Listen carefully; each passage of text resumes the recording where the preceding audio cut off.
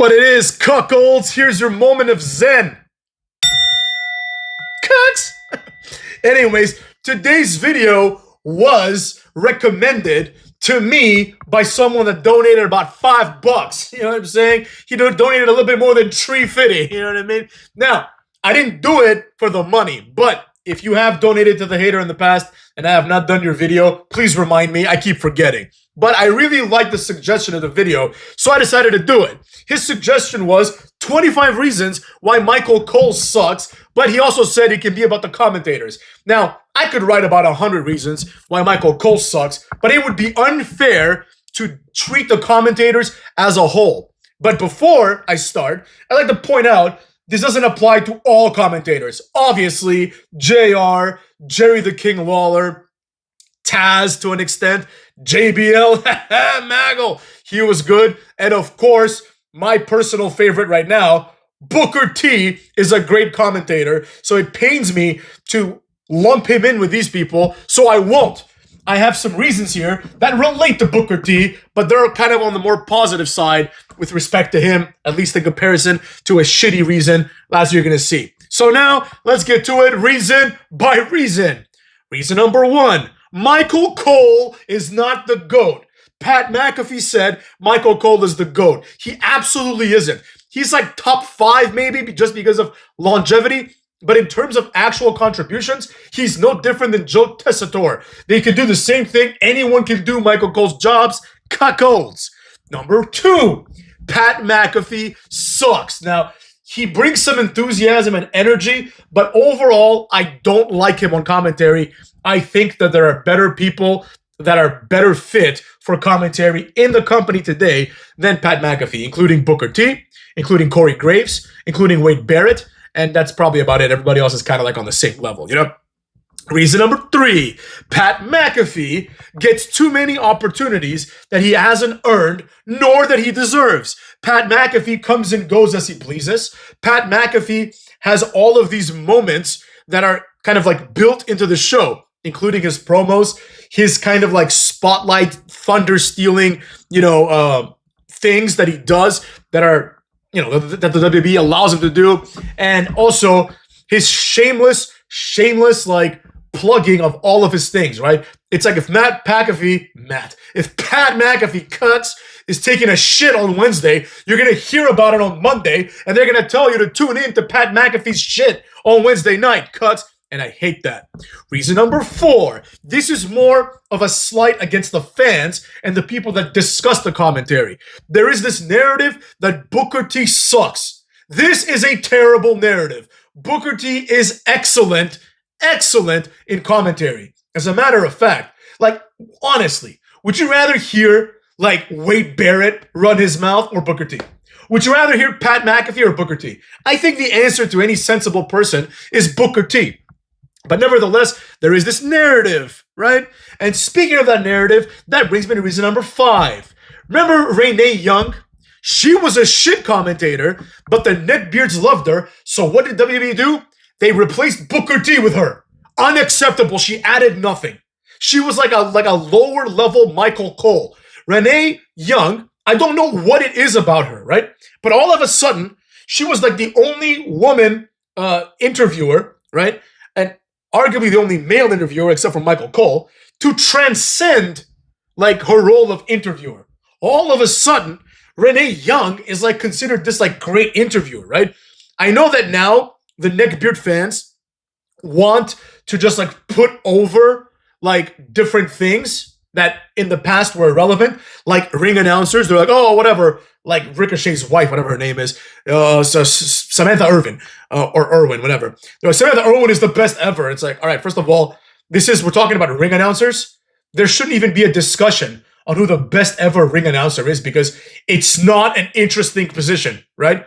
In my personal opinion, it's Tony Chimmel or Lillian Garcia. Lillian Garcia, because I grew up with Lillian Garcia being the announcer, and because Lillian Garcia would involve herself in backstage interviews and even the occasional storyline beat. Tony Chimmel, primarily because he said, rated R, superstar, right? And then I would honestly put Samantha Irvin as number 3 because she got over Chelsea Handler. You see how low the bar is? Now, I know some of you are freaking out. What about Howard Finkel? What about him? He just did his job, right? It's like, you know, when people say, like, Bruce Buffer is a great announcer, Bruce Buffer just comes out and he says, and here in the UFC, you know, I don't know why he says like that. He's like, in the UFC, it's UFC. Fucking just saying it weird doesn't make you a good announcer, you know? Same thing with Howard Finkel. He was like, no, shut up, just say it normal, you know? He never got anybody over as far as I can remember, you know what I mean? But he was a little bit before my time.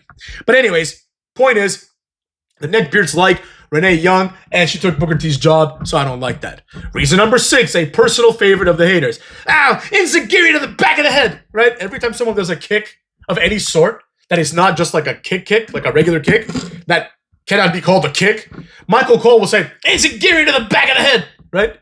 It could be like an Enziguri to the shoulder. He'd be like, Enziguri to the back of the head. It could be like a wheel kick or something like that, or a jump kick. Enziguri to the back of the head. Because he doesn't know the moves, you know what I mean? That's like a big part of this as well, to be completely honest. Reason number 7, Michael Cole's general mispronunciations, right? He mispronounces so many things, you know? This is, in my opinion, completely unacceptable. But he does that same thing that Bruce Buffer does. Instead of saying WWE, he says WWE. Right? The same way that Bruce Buffer says, UFC. It's like, just fucking say it normally, man. At this point, just be like Kozlov and say, double E. Like, how retarded was that, by the way? Like, fucking Kozlov. They should have taught him, it's not double, it's W-W-E, right? Before the you know, in between the doubles and after the second double, say U, right? Every language has the U sound, right? But he's like, he just didn't want to learn it, I guess. Because it's like, that's not a matter of like not knowing the language, right? Just fucking learn. W-W-E. You can say U, you can say E, you can say double clearly, but instead he's like double E. It's like, he wasn't even trying, motherfucks. You know, but on the other side of that equation, we've got Michael Cole saying things like WWE, right? Oh, it's Dave Batista. It's Batista. Oh, it's Dave Batista. Oh, it's Big A. It's Big E. It's not Big A. Right? I don't know why he does that. You know what I mean? Definitely stole that point, motherfucks. But anyways, we move on. Speaking of Michael Cole, another personal favorite of mine. When Daniel Bryan won the world title at WrestleMania, Michael Cole was jizzing in his pants for like 35 seconds. He was like, the miracle on Bourbon Street. The miracle on Bourbon Street happened. And that was only his second worst call. Now, a lot of people seem to enjoy this. They're like, Michael Cole, the guy who was against Daniel Bryan, now marking out for him. What a moment. That's when wrestling went downhill. When that mentality like became a thing. Like, why the fuck does Daniel Bryan need Michael Cole's approval? You know what I mean? It's Michael Cole. He's the guy that would get his ass whooped by The Rock, right? And almost get raped by Heidenreich in the shower. That's how they thought of him back in the day. Like, he's just this like loser that the wrestlers abuse, you know? And that's fine. He was great back then. Michael Cole in the 90s was awesome. He was good on commentary, right? He was young, right? He was tried to be hip, and he would allow himself to get embarrassed. I have a lot of respect for people that allow themselves to get embarrassed for the purposes of wrestling, right? Because that's what wrestling is. It's all a show. You're not supposed to take it seriously, right? Like, I know that Michael Cole isn't a bitch, you know? I will say a lot of things about him. He's not a bitch, you know what I mean? Like, first of all, I was very impressed by when he lost all that weight and got all jacked. You know, a lot of people didn't see it. It was an article, WWE, very good article. Like, in real life, if, like, Heidenreich were to try to rape Michael Cole would be like, get the fuck off me, right? Yeah, Heidenreich would beat his ass, but Michael Cole wouldn't take it laying down, you know what I mean? But it doesn't matter. He's playing a character. The character of Michael Cole is supposed to be one character that represents a certain archetype in media, right? Anyways, let's move on. Reason number 9. This is the worst call of all time. When Michael Cole, I forget what it was, but something happened. Someone got thrown off a cage or something. And he said, oh, for the love of mankind. And all the fans rejoiced, thinking it was a great reference. First of all, it's not a great reference because we all know that mankind fell, right? It would be a great reference if he said, for the love of, I don't know, who else was in a Hell in a Cell and got hurt, right? Like Rikishi. Oh, for the love of Rikishi. Obviously, that wouldn't make as much sense, but you know what I'm saying? Like, it's not a great reference because it's like the most iconic moment maybe ever in WWE history, mankind being thrown off the cell. And also, it's not great, right? First of all, it's not funny. A lot of people, that's funny. It's not funny. Wit and humor aren't the same thing, motherfucks. You know what I'm saying? And one of the haters biggest pet peeves is when people conflate humor with wit. Wit is wit. It's a different thing, and the reaction to something witty is not the laugh, right? Like, for example, if someone says, "for the love of mankind," or any kind of punny, and witty statement, you're supposed to be like, "Oh, I get it," right? That's the thing that you're supposed to get from this. You're like, "Oh, I see what he's going for there." Not, "I see what he's going for there." Why are you laughing, dumb fuck? Anyways, reason number 10. No more Vince McMahon in their ears, and thus the commentary has gone down, as we can see every week, right? Reason number 11. The decent commentators, like Booker T and Corey Graves, get demoted or are otherwise not taken seriously. Corey Graves never misses a beat. He has a personality, right? He's consistent with his personality. He's like a heel commentator, but not like an evil heel commentator, right? Whereas, for example, Wade Barrett, every different match, Wade Barrett jumps from being heel to face. Like in one match, he'll be like, "Oh, Gunther, what Gunther did was despicable," right? Then the next match, like Seth Rollins will do something, he'll be like, "You don't understand, Michael Cole. He's been held down. Bullhammer, boom." Like, fuck out of here, you know what I mean? Be consistent, Reason number 12, an oldie but a goodie. Mike Adamle. Remember Mike Adamle? I had to dig deep into my bag of tricks to pull this one out, to pull this rabbit out of my hat. Mike Adamle was a completely average, a WWE guy, except he would just get out of control sometimes, right? And he, like Michael Cole, didn't know a lot of the things. But he didn't even know the names of the wrestlers. Like, he thought Jeff Hardy was Jeff Harvey, right? It's like, come on, man. Fucking Wikipedia him, bro. Just write Jeff Harvey, WWE, no one's gonna come up. And you're like, "Oh shit." Then you go ask, "Excuse me, what was your last name again?" It's better to do that than to embarrass yourself by guessing on TV. Also, it's like, Jeff Harvey sounds like an insurance claims adjuster. It doesn't sound like a wrestler. So use your brain, Mike Adamle. But I did enjoy him because he was goofy in a fun way. Like, when Kofi Kingston had the Jamaican gimmick, it'd be like, "Jamaican me crazy, Kofi," where it's like, that's like the most lowbrow, like non-funny, but, not even witty statement, right? Like, anyone that would laugh at something like that is just like, they don't understand humor at all. Reason number 13. We're only getting better and better here, motherfuckers. The commentators have basically zero chemistry with one another. I will explain this a little bit later in more detail, because there's another reason that relates to this. But just keep that one in mind for now, cucks. Reason 14. They do not enhance the show. The commentators do nothing to enhance the show. The first time I went to a WWE event, right? It was like Raw, like way back in the day, like 1998, 1999, right? And I was surprised, because I'd never been to one and I was a kid, that you couldn't hear the commentators. I just assumed that you could hear the commentators throughout the arena, because that would be pretty shitty if you couldn't. Well, I realize now that I thought that because the commentators were JR and the King, right? And you really want to hear those guys because they added so much to the show. In my opinion, the King is the greatest commentator of all time because he added more than anybody.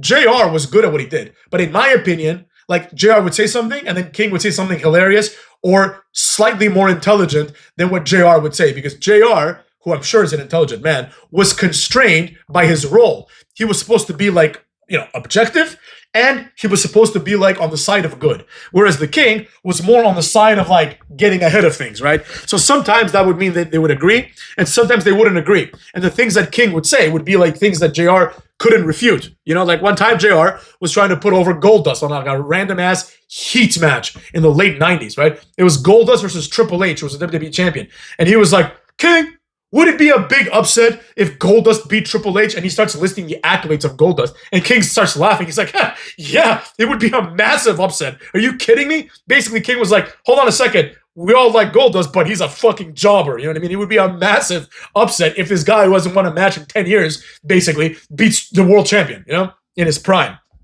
Anyways, reason number 15. The ads that they read, motherfucks, they are complicit in the ads that we get. Now, that's not so much a fault of any individual commentator, but it is a fault of the commentary in general, right? It is what it is. They keep reading the ads and they keep pissing me off.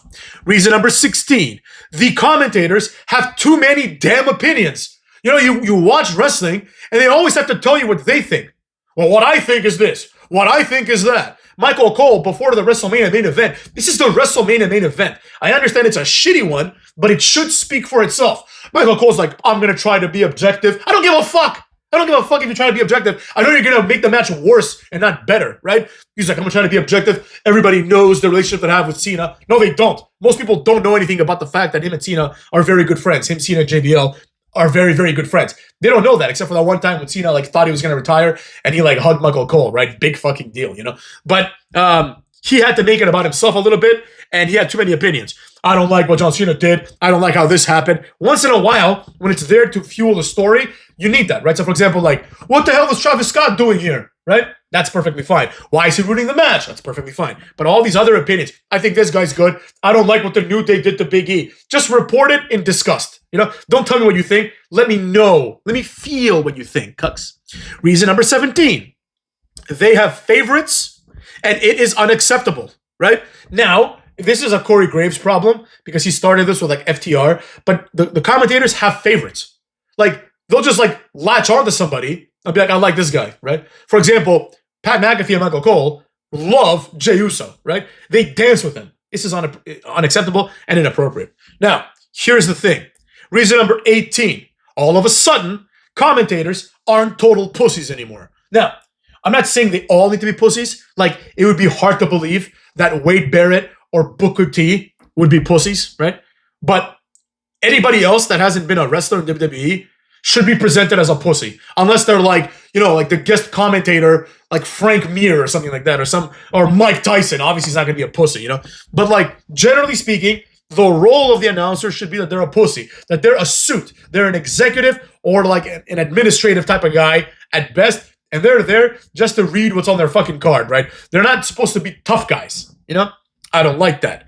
And going along with that, reason number 19, this is more specific, the commentators are no longer intimidated by guest commentators. Now, this is similar to them not being pussies, but this is a much more specific and, in my opinion, a separate problem, right? You know when, like, wrestlers would come and do commentary, there was always this looming threat, right? So, like, if Triple H is doing commentary, there's a looming threat that he might beat the shit out of JR at any given moment. So JR would be like, whoa, why'd you do this? Triple H, and Triple H would be like, shut your mouth, JR, and JR would be like, oh, well, and then King would say like, JR, take it easy, he's our guest, you know? Like, even King was afraid, right? He's like, take it easy, like, let's not, you know, cause any trouble. Now, Michael Cole, right, who was presented as a massive pussy in the 90s, Michael Cole now challenges everything every guest commentator says. Kofi Kingston provides a brilliant line, right? Ivar does the little handspring back elbow thing. Kofi says, I could do that easily. Michael Cole says, well, you're not 330 pounds, right? Shut the fuck up. Should be like, yes, sir. Yeah. Anyways, reason number 20. Michael Cole's frosted tips, right? Remember when Michael Cole had frosted tips? It was the 90s. He thought it was cool, but he was too old for that shit back then. Because Michael Cole's like in his 50s now. So he was like in his 30s, you know? Can't be doing that. That's like, you do that if you're like 16, you know? Anyways, that's neither here nor there. Here's another personal favorite. Reason 21. The constant shifting of commentary teams and the many different permutations that you have of these teams. First of all, you have 3-man teams, 2-man teams. First, it's Corey Graves and this guy. Then tomorrow, it's Corey Graves and another guy, right? They shift all the time, which brings me back to a reason that I mentioned earlier, motherfucks. Remember when I said reason 13, the commentators have basically zero chemistry with one another, and that I was going to address this later? Well, here we are, reason 21. If the commentators had chemistry with one another, you would not shift them because you'd be like, oh, they're not going to have the same dynamic as other people, right? So, for example, they tried doing like Michael Cole and JR.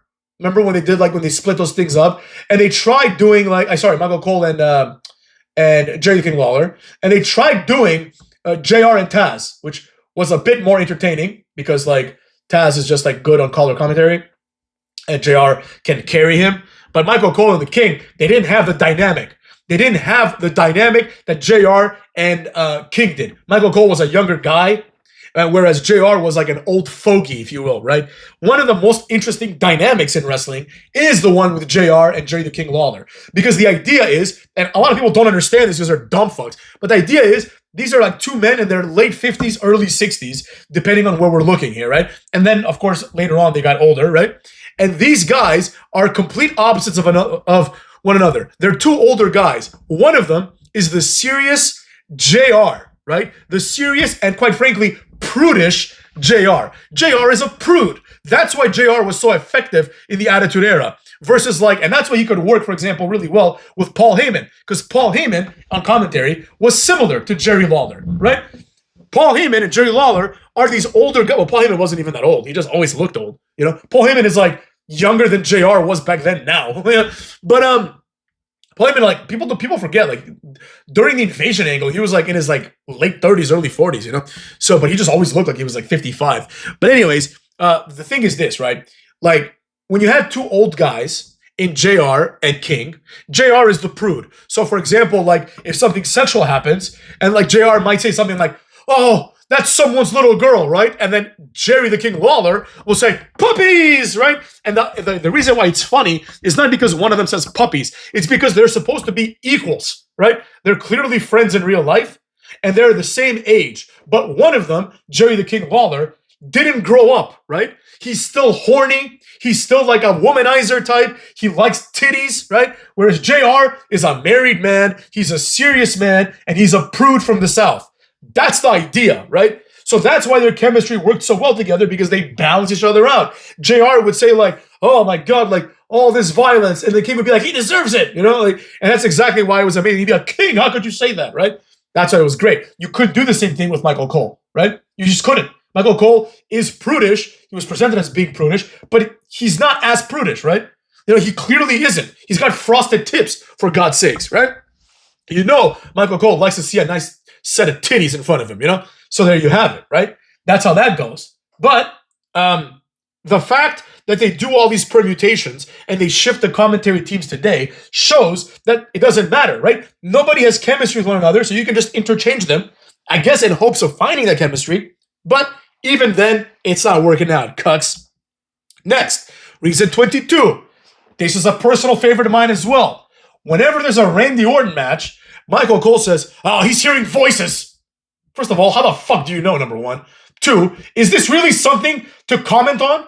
No. Like, if Eli Manning, I don't know why I used Eli Manning as an example. He's retired. But whatever. If Jalen Hurts is about to throw the ball, right? Like, you don't hear Tom Brady say like, oh, he's hearing voices. Ah, he's a paranoid schizophrenic. Like, no, you don't do that because he's just throwing the ball. Tom Brady's job is to tell you he threw the ball, the other guy caught it, or it was an interception, or, you know, whatever. He threw it out of bounds. Maybe it was an incomplete. Maybe he threw it up his own ass. That's what Tom Brady's there for. You know what I mean? Another personal favorite of mine, this one you're all going to love. Another Randy Orton level thing, right?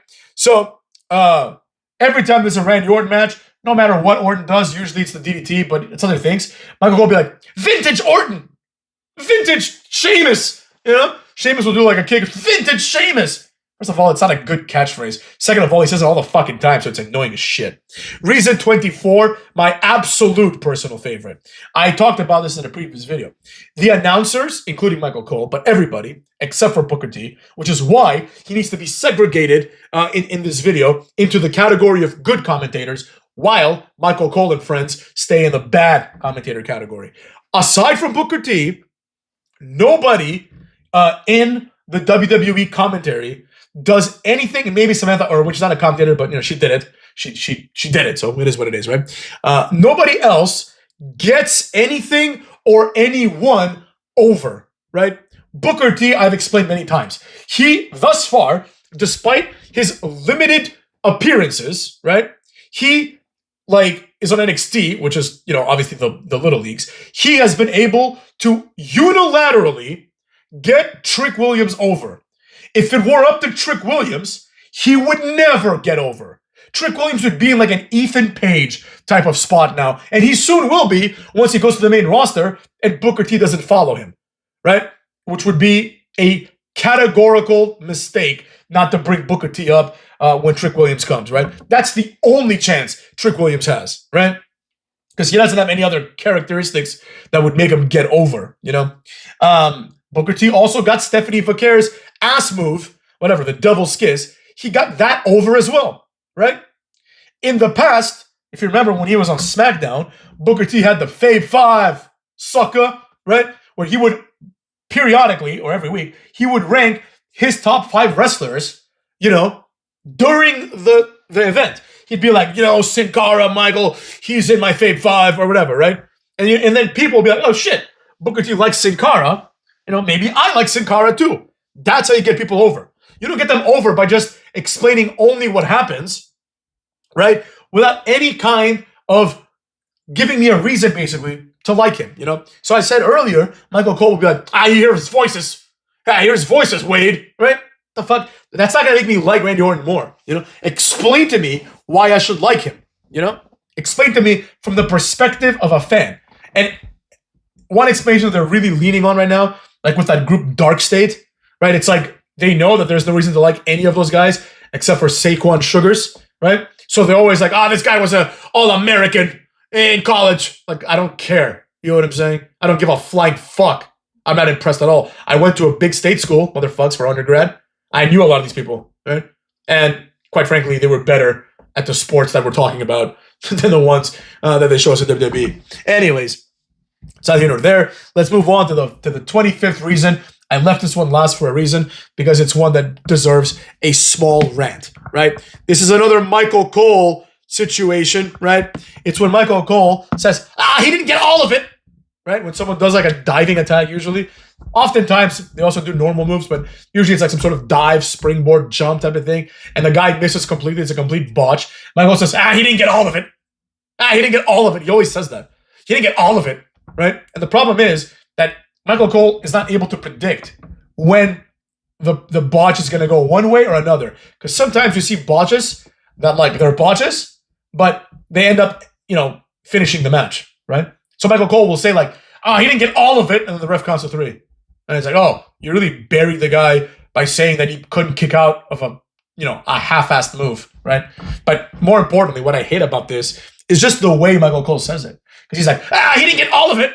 He didn't get all of it. Shut the fuck up, you know what I'm saying?